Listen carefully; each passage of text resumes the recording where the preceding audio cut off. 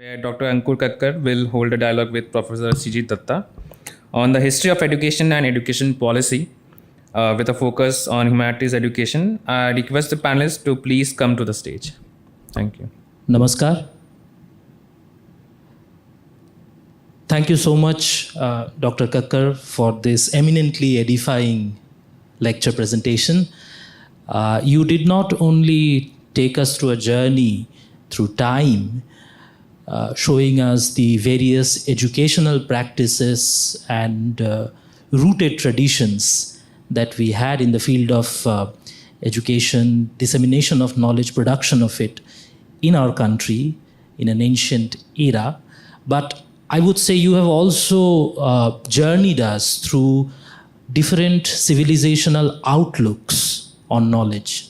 So that was very, very useful. And probably to take this forward, and because you are a historian yourself, I would take the liberty of starting our conversation on education, history of education and education policy at the current point, rather than talking about the past.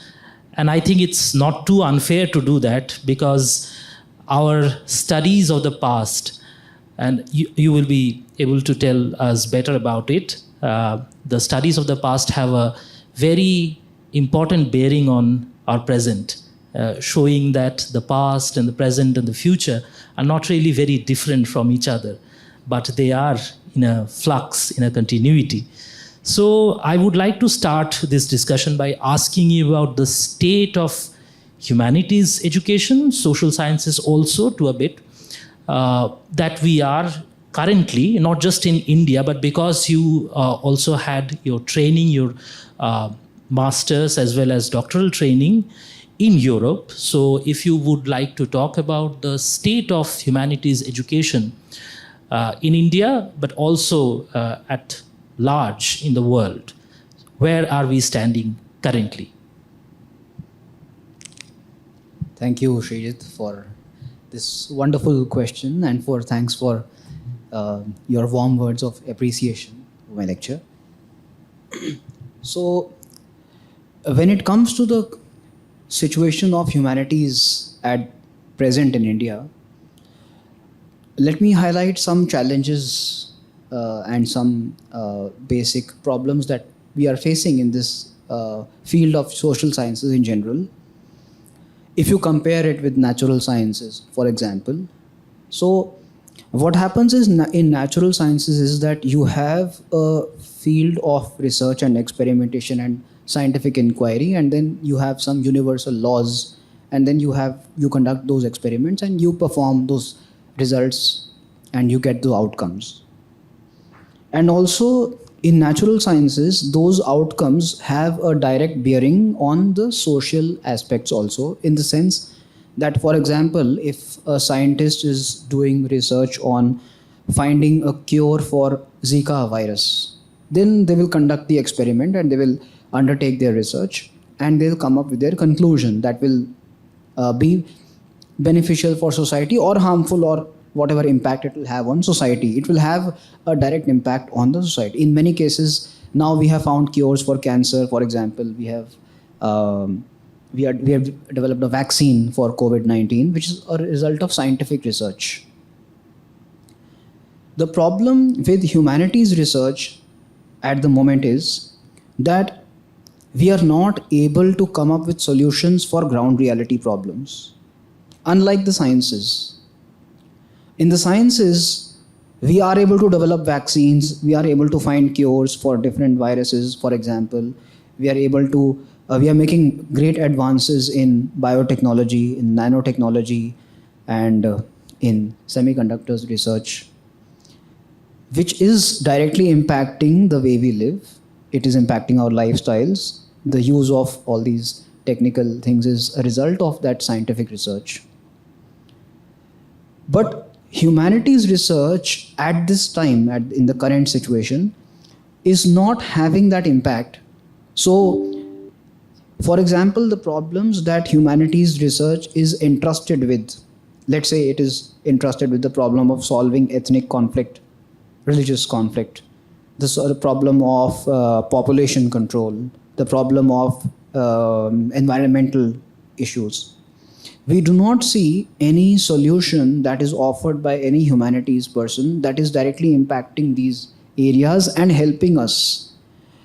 The reason for that is, which I believe is one of the fundamental reasons, that humanities research is not so much grounded in terms of with the ground reality, and also it is not so much grounded in the latest findings from science. So because it has isolated itself from the scientific findings and also from the ground reality, they are not able to propose any solution for the current problems. So the future of sciences, of social sciences, is bright only if they choose to align, or rather root themselves in the natural sciences also, and with the ground reality in general. And this is also with science. They'll also have to cover, I mean, they are doing this, they are also covering many aspects that were earlier related only to social science. So for example, if you want to, let's say, if we have to develop a policy for environment, if our lawmakers have to come up with a new environmental policy, do you think they will only consult the humanities persons? They'll also consult scientists, because this issue of environment policy is an issue of ethics also. It is also an issue related to biology. It is also an issue in which we'll have to take the social sciences into consideration. So, as things stand today, the humanities disciplines and the departments of humanities in most of the colleges are not aware of this interdisciplinary approach to problems. They are not aware that most of the issues that confront us today are multidimensional in nature. And any isolated single approach will not solve any purpose. Another problem with humanities departments right now is that they use so much jargon, and they use the phraseology is so restricted only to their discipline that people outside their discipline cannot understand that. Whether it is because of some loyalty to a certain faction, or maybe ideologically driven, could also be the reason. But the fact is that unless there is a dialogue across a large section of society with humanities disciplines or departments, there cannot be any solution. So you can write endless amount of research papers on caste conflict or ethnic conflict, but it doesn't help matters on the ground. And if it doesn't solve matters on the ground, then the resources that are being spent for humanities research are waste. So humanities departments at the moment have many challenges. They have to ground themselves in ground reality.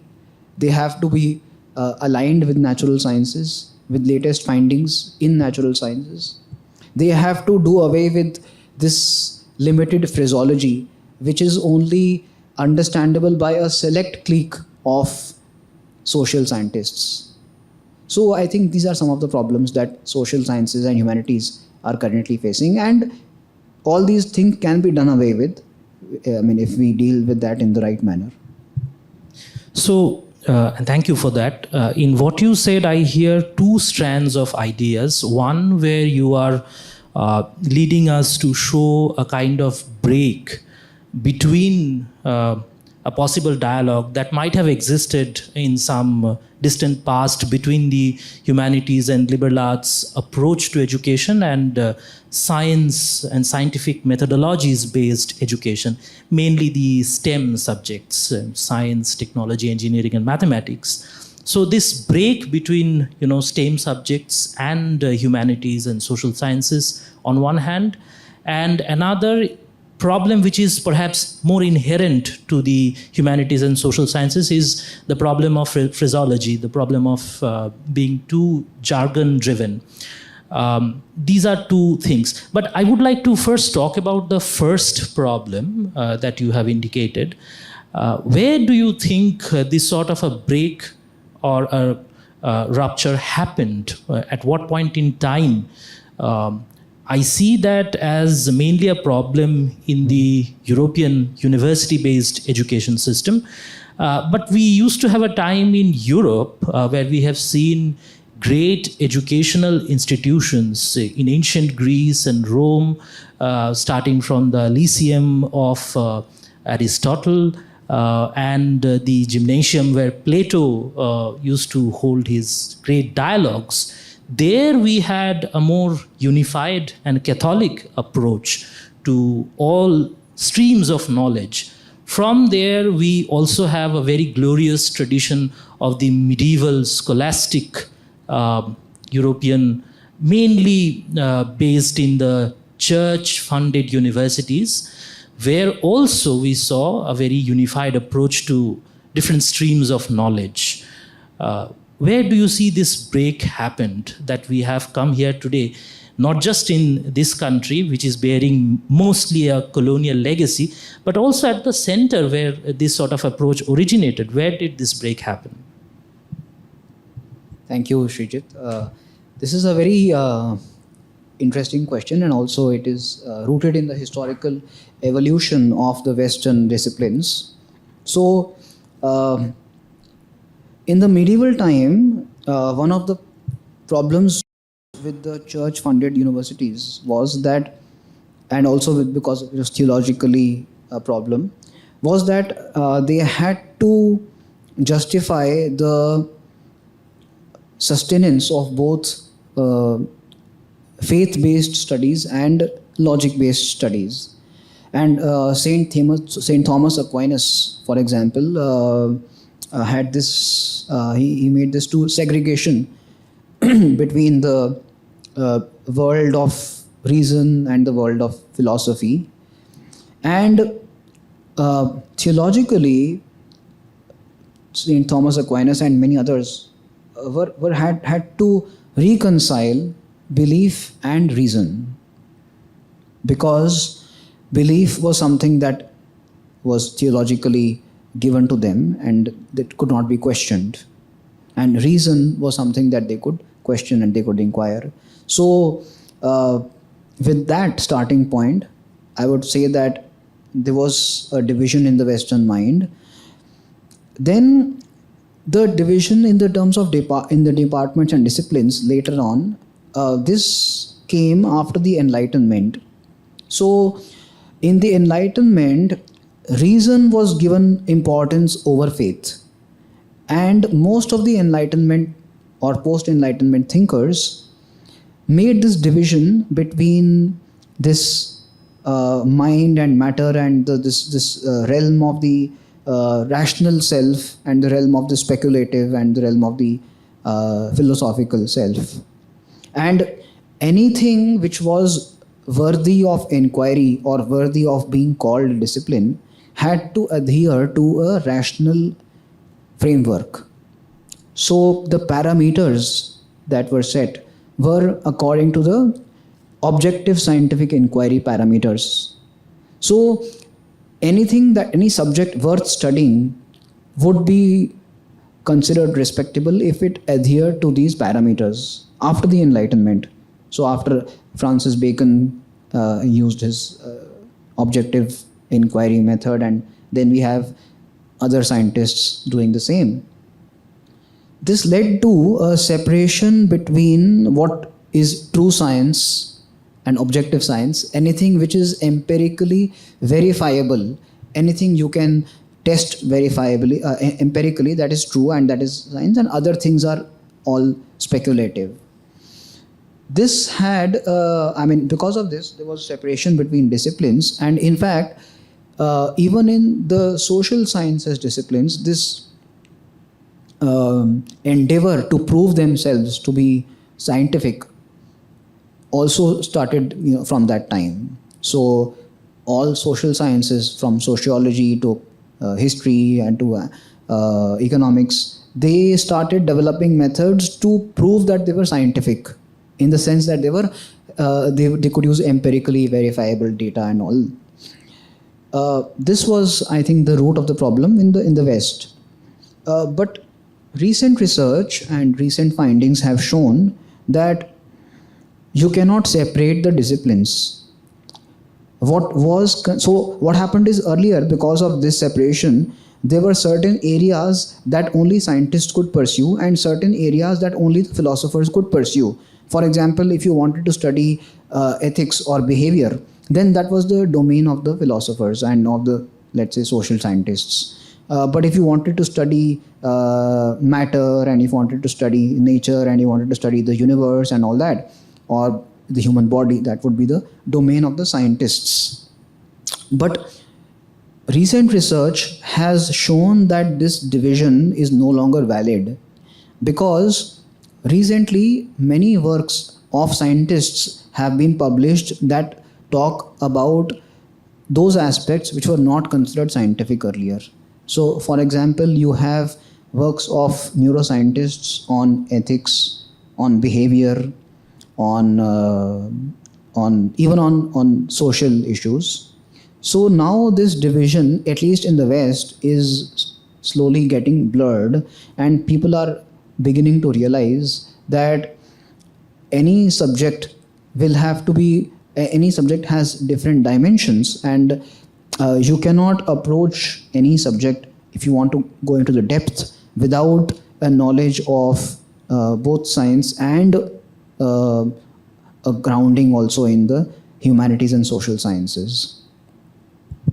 Thanks for that. And from what you said, it brings to my mind the case of the field of consciousness studies, I think, which is a very prominent example in the kind of interdisciplinary approach to knowledge production, as well as training people, young scientists as well as young philosophers, because this particular field, consciousness studies, stands at the intersection of different fields, as you mentioned, neurosciences.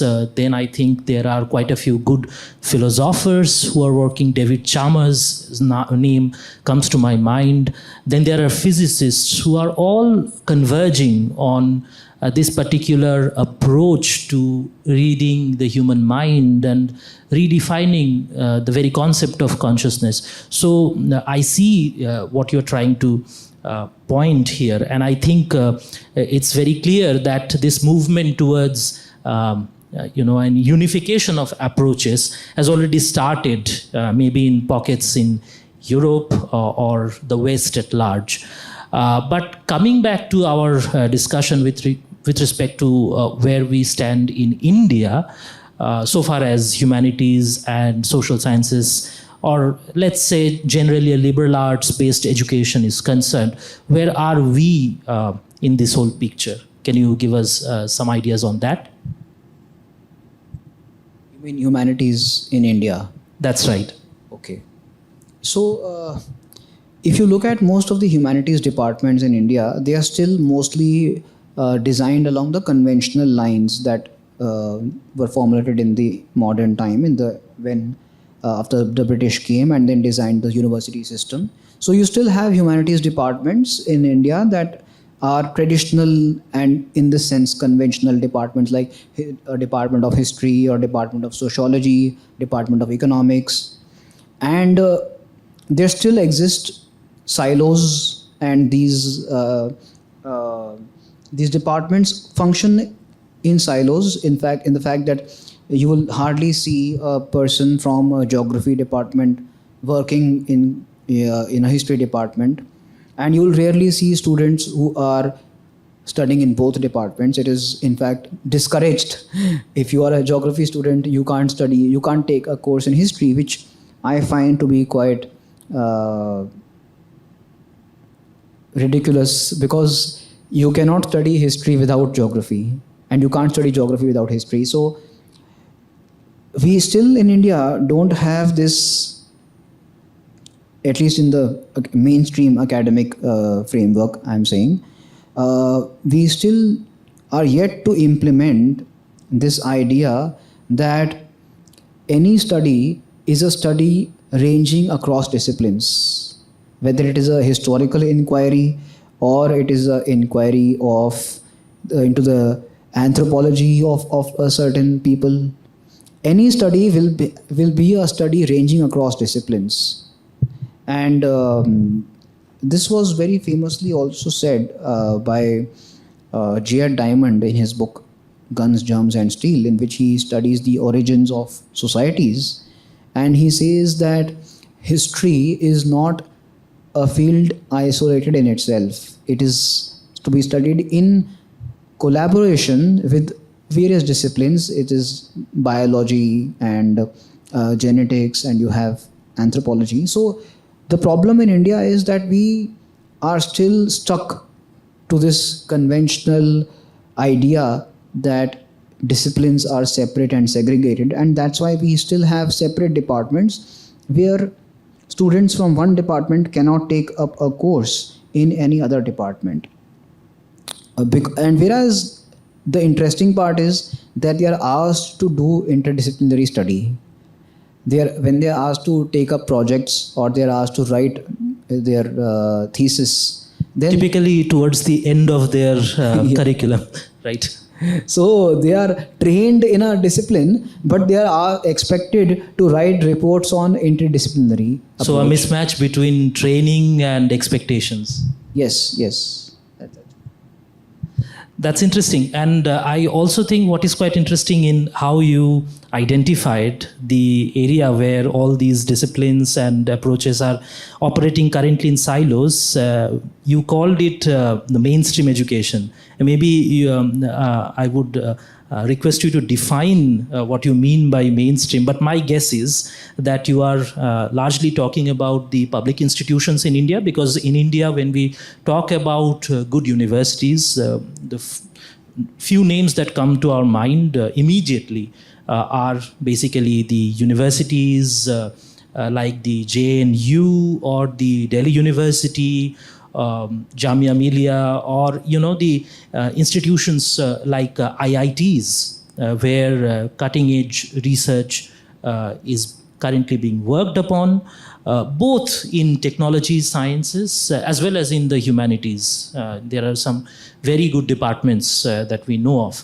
So by mainstream, do you mainly indicate towards the public funded, the government funded institutions in India? Because maybe I would like to draw your attention to the role that the private universities are currently playing. For example, there are universities in the vicinity of the Delhi NCR region which have started offering courses in liberal arts where there is some sort of a unification of approach emerging. For example, in our university in Rishihood, we are going to offer from the next academic year an MA program, a master's program in interdisciplinary humanities and research, what we are calling it. So I would need you to define that mainstream and whether that nature of the mainstream is perhaps changing in India. I would like your comments in that. Thank you. Yes, you correctly guessed. By mainstream, I mean most of the public institutions and that are recognized by the government and also mostly funded by government that have adhered to the UGC framework. Yes, I agree, and I am glad to know, and I am aware that there are many private institutions that have now started launching programs that are interdisciplinary. Now, the problem with launching some of these departments in various universities, especially I'll talk about the public institutions first. So UGC recently recommended that there should be a humanities department in every technical institution, whether it is IIT or any other institution. The problem with that was that when it got implemented, the humanities departments in these institutions became silos in themselves. And the scientific or the technological departments were functioning as they were originally. So we did not really see a collaboration, rather we saw a different department being set up within an institution. That was not the objective of interdisciplinary study. The objective of interdisciplinary study was to conduct a study which involves experts and involves expertise of different disciplines within that study. For example, if you want to, let's say, conduct a research into let's say you want to study the way that the family system in India has been changing. Suppose you want to study that. Now, typically you will have some social scientist who will get some data and get some trends and all that. But because of the multidimensional nature of the subject, it is important to have people from the field of biology and genetics to also study this. So the point I'm trying to say is that when we talk about multidisciplinary study, we are not talking about that there should be separate departments within a university who are doing their own work. The work should be done collectively by the departments. That is something which is still missing, at least in the government mainstream institutions. And yes, some private institutions, as you said, have launched programs that are interdisciplinary in nature. What I envision, and especially looking at the education policy, the latest one, is that there will be more such programs that will have subjects ranging from across disciplines. So you'll have a bachelor's degree in, let's say, leadership, as you were saying, but the subjects will be taken up, from both sciences and humanities. So maybe you'll have a course in history, you'll have a course in classics, you will have a course in mathematics also, you will have a course in physics also. Okay, so this we will see happening more and more in the future. And we will also see, and at least I hope that we see, students from a particular discipline having that freedom to take up any course of their choice in any discipline.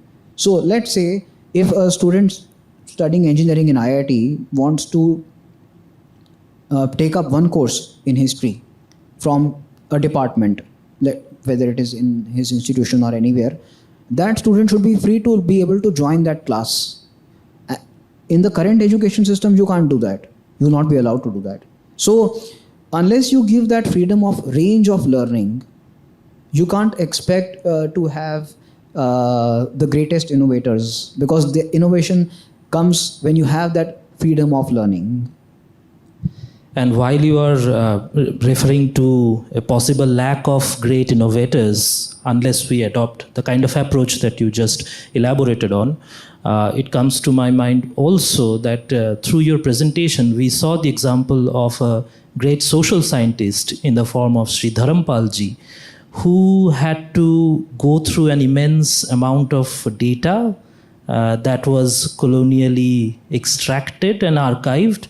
One has to also have the skill of going through and making sense of the vast amounts of data. So that skill is not something that would typically be given to historiographer.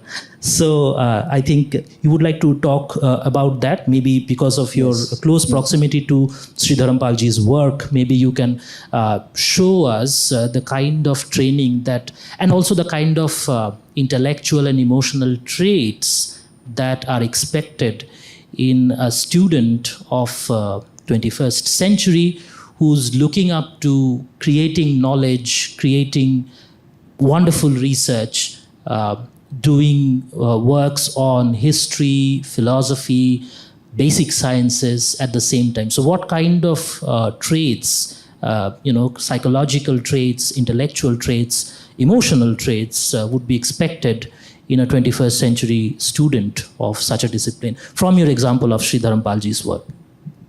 Yeah, thank you. I think Dharampalji was a very interesting example of interdisciplinary study. So first of all, he was not a trained historian. He did not have any degree in history. Yes, And he all these books that he wrote were because of his dedication towards conducting scientific inquiry. So he developed these techniques over time.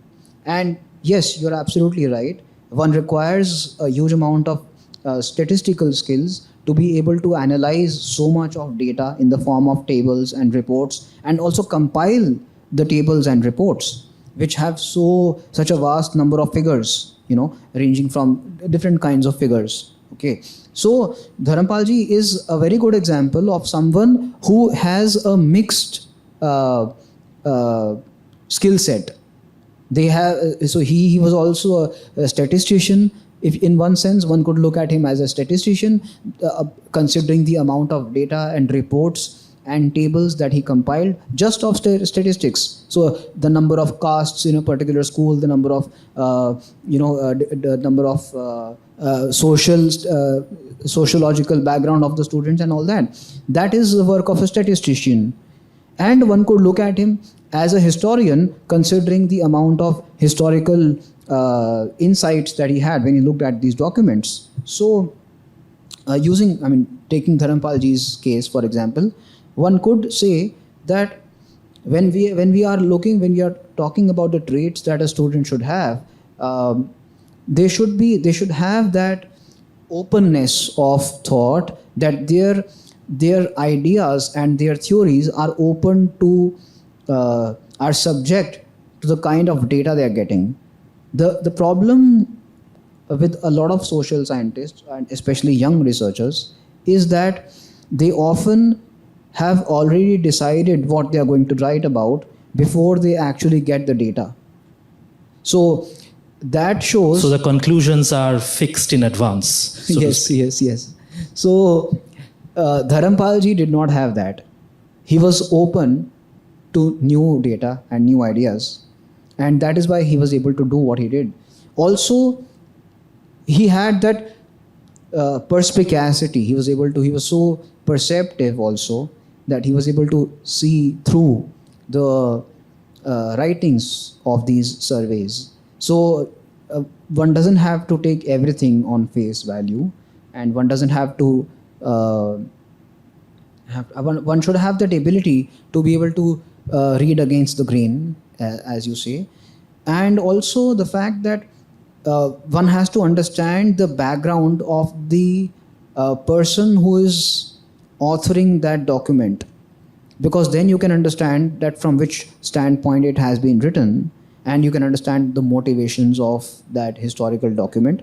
So this requires a training also in psychology in some sense, because how a colonial official would be thinking, or how a British administrator would be thinking, how a Christian missionary would be thinking, how a government official would be thinking, because that will impact their documents. So Dharampal ji, when he used to produce these documents and used to give out information from them, he would be very, very selective, and he would be very careful in understanding and analyzing them. Okay, so what to make of these documents, how to interpret these documents, is also an art, and that is also an art of a social scientist. So it requires a wide range of skills. You need to have that that hunger for data, for that as a statistician. You need to have that patience of a historian. You need to have the understanding of a psychologist. So you need to wear many hats.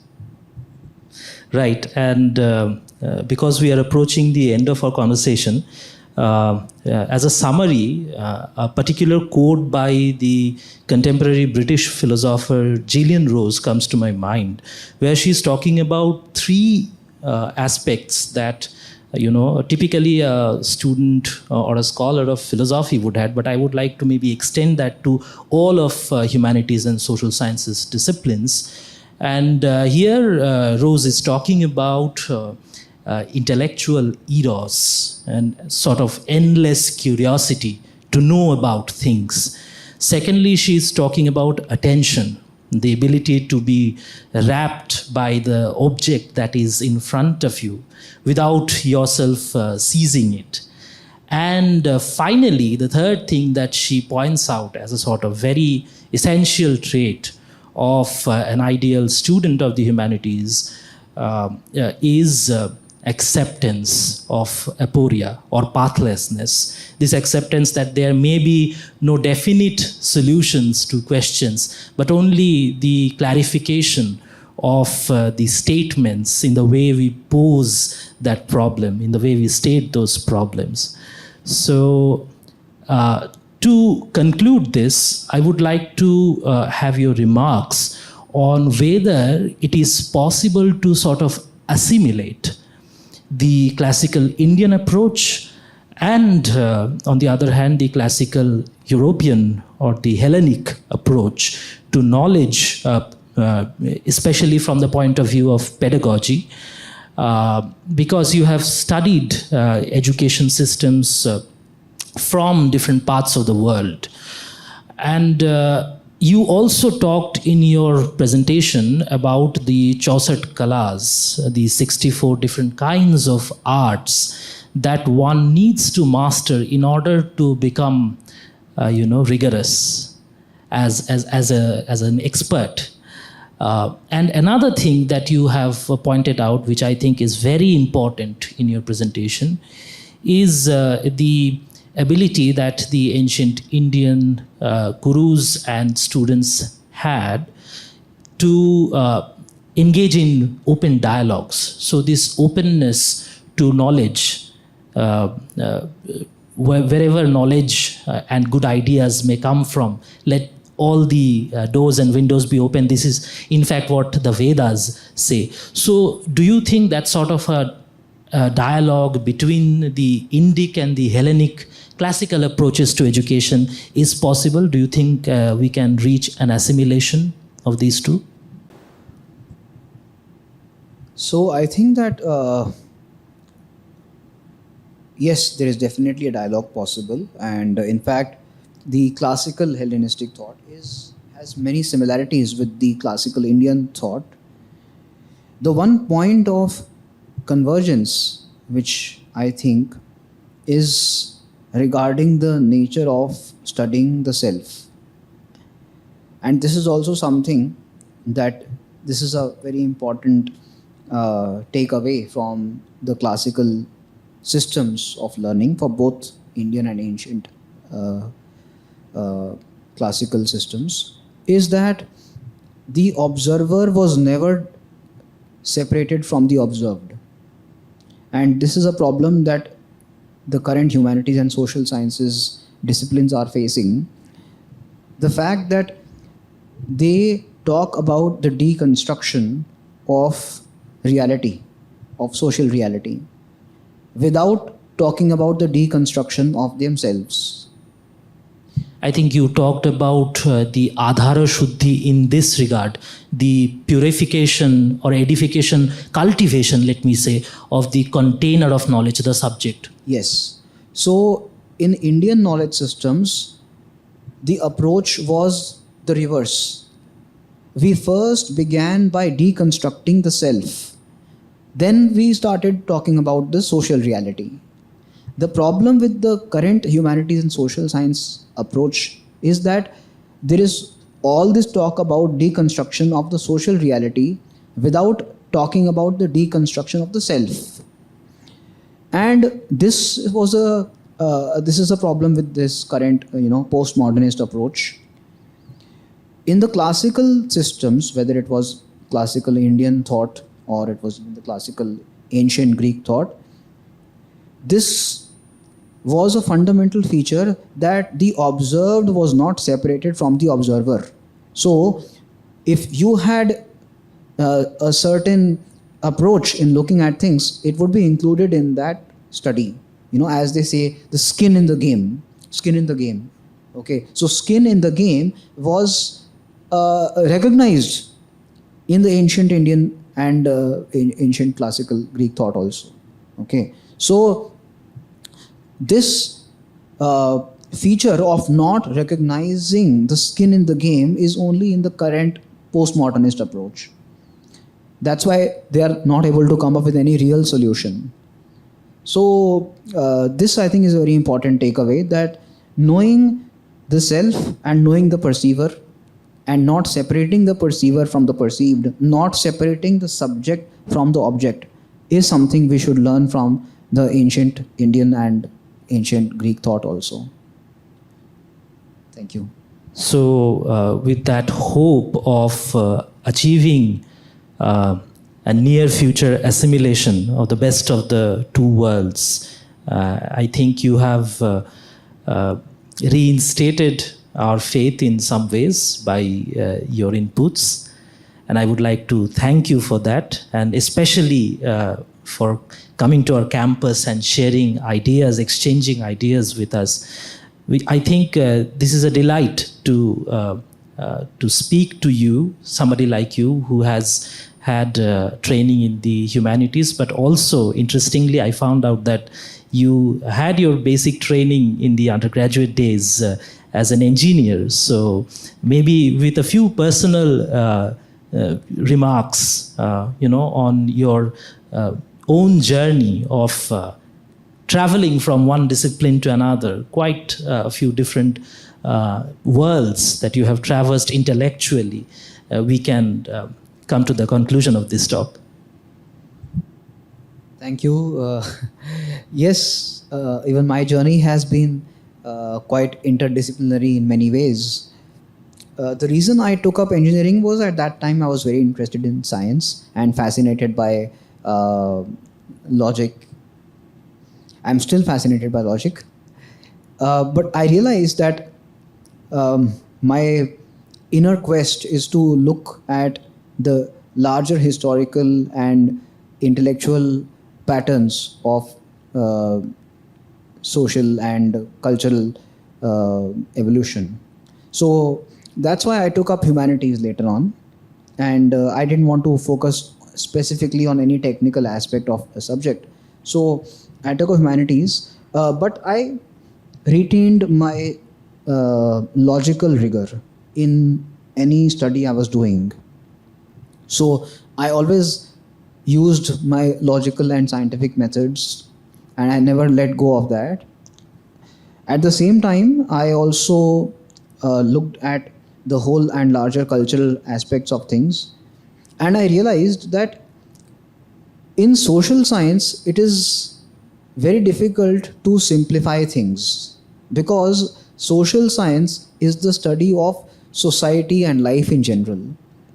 So it is difficult to come up, it is impossible to come up with any universal laws like you can do in science.